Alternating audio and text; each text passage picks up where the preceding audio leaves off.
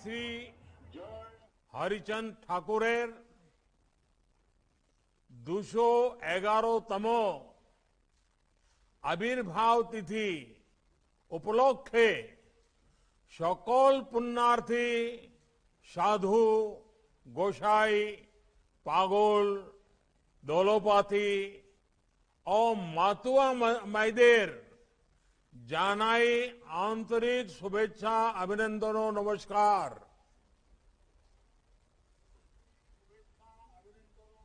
केंद्रीय मंत्रिमंडल ने मेरे सहयोगी और ऑल इंडिया मतुआ महासंघ के संघाधिपति श्री शांतनु ठाकुर जी, श्री मंजुल कृष्ण ठाकुर जी, श्रीमती छविरानी ठाकुर जी, श्री सुब्रता ठाकुर जी, श्री रविंद्रनाथ विश्वास जी, अन्य महानुभाव और भारी संख्या में मौजूद मेरे प्यारे बहनों और भाइयों,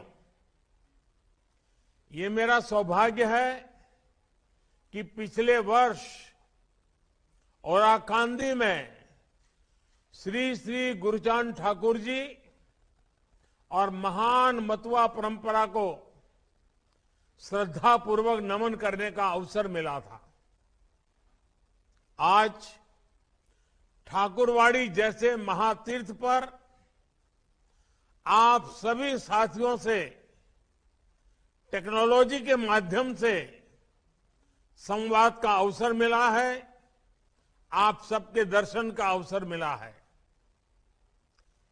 जब मैं ओराकांदी गया था तो वहां मुझे बहुत अपनापन मिला, बहुत आशीर्वाद मिला और ठाकुरवाड़ी ने तो हमेशा मुझे अपनापन दिया, बहुत स्नेह दिया है। साथियों, ये मतुआ धर्मियों महामेला मतुआ परंपरा को नमन करने का अवसर है। ये उन मूल्यों के प्रति आस्था व्यक्त करने का अवसर है जिनकी नींव श्री श्री हरिचंद ठाकुर जी ने रखी थी। हमें इसे गुरुचांद ठाकुर जी के और बोरोमा ने सशक्त किया और आज शांतनु जी के सहयोग से ये परंपरा इस समय और समृद्ध हो रही है। एकजुटता, भारतीयता, अपनी आस्था के प्रति समर्पण रखते हुए आधुनिकता को अपनाना, ये सीख हमें महान मतुआ परंपरा में और उस परंपरा से मिली है। आज जब हम स्वार्थों के लिए खून खराबा होते देख रहे हैं, जब समाज में बंटवारे की कोशिश होती है, जब भाषा और क्षेत्र के आधार पर भेद करने की प्रवृत्ति को देखते हैं, तो श्री श्री हरिचंद ठाकुर जी का जीवन, उनका दर्शन और महत्वपूर्ण हो जाता है। इसलिए ये मेला एक भारत श्रेष्ठ भारत के मूल्यों को भी सशक्त करने वाला है। भाइयों और बहनों, हम अक्सर कहते हैं कि हमारी संस्कृति, हमारी सभ्यता महान है। ये महान इसलिए है क्योंकि इसमें निरंतरता है, ये प्रवाहमान है, इसमें खुद को सशक्त करने की एक स्वाभाविक प्रवृत्ति है। ये एक नदी की तरह है जो अपना रास्ता बनाती जाती है और रास्ते में जो भी रुकावटें आती हैं उनके अनुसार खुद को ढाल लेती है। इस महानता का श्रेय हरिचंद ठाकुर जी जैसे सुधारकों को भी जाता है। जिन्होंने समाज सुधार के प्रवाह को कभी रुकने नहीं दिया। श्री श्री हरिचंद ठाकुर के संदेशों को जो भी समझता है, जो हरिलला अमृतों का पाठ करता है, वो स्वतः ही कह उठता है कि उन्होंने सदियों को पहले ही देख लिया था। वरना आज जिस जेंडर सिस्टम की बात दुनिया करती है, उसको 18वीं सदी में ही हरिचंद ठाकुर जी ने अपना मिशन बना लिया था।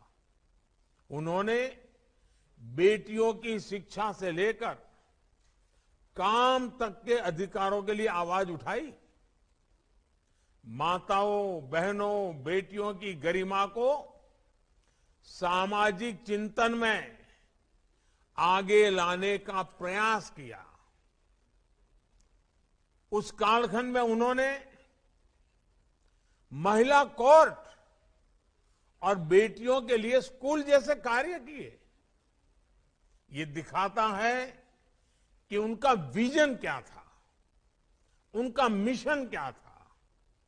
भाइयों और बहनों, आज जब भारत बेटी बचाओ, बेटी पढ़ाओ के अभियान को सफल बनाता है, जब माताओं, बहनों, बेटियों के स्वच्छता, स्वास्थ्य और स्वाभिमान को सम्मान देता है, जब स्कूलों, कॉलेजों में बेटियों को अपने सामर्थ्य का प्रदर्शन करते अनुभव करता है, जब समाज के हर क्षेत्र में हमारी बहनों, बेटियों को बेटों के साथ कंधे से कंधा मिलाकर राष्ट्र निर्माण में योगदान देते देखता है, तब लगता है कि हम सही मायने में श्री श्री हरिचंद ठाकुर जी जैसी महान विभूतियों का सम्मान कर रहे हैं। जब सरकार सबका साथ, सबका विकास, सबका विश्वास के आधार पर सरकारी योजनाओं को जन जन तक पहुंचाती है, जब सबका प्रयास राष्ट्र के विकास की शक्ति बनता है, तब हम सर्वसमावेशी समाज के निर्माण की तरफ बढ़ते हैं। साथियों, भारत के विकास में मतुआ समाज की भागीदारी बहुत अहम है।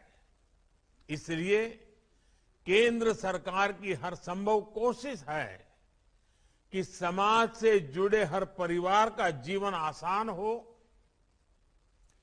केंद्र सरकार की हर जन कल्याणकारी योजनाएं तेज गति से मतुआ परिवारों तक पहुंचे, इसके लिए राज्य सरकार को प्रोत्साहित किया जा रहा है।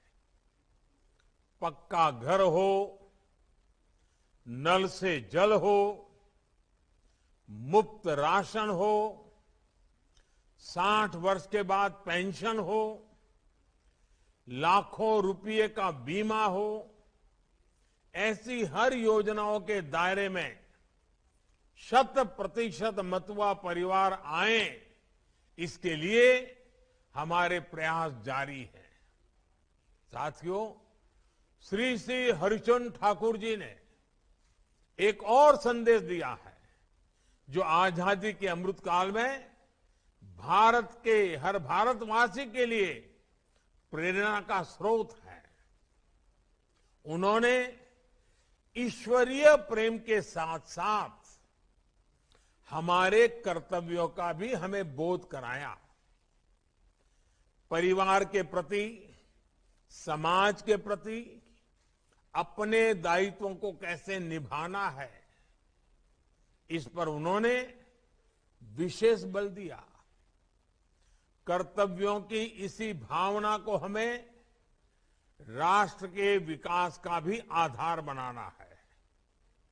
हमारा संविधान हमें बहुत सारे अधिकार देता है। उन अधिकारों को हम तभी सुरक्षित रख सकते हैं जब हम अपने कर्तव्यों को ईमानदारी से निभाएंगे। इसलिए आज मैं मतुआ समाज के सभी साथियों से भी कुछ आग्रह करना चाहूंगा। सिस्टम से करप्शन को मिटाने के लिए समाज के स्तर पर हम सबको जागरूकता को और अधिक बढ़ाना है।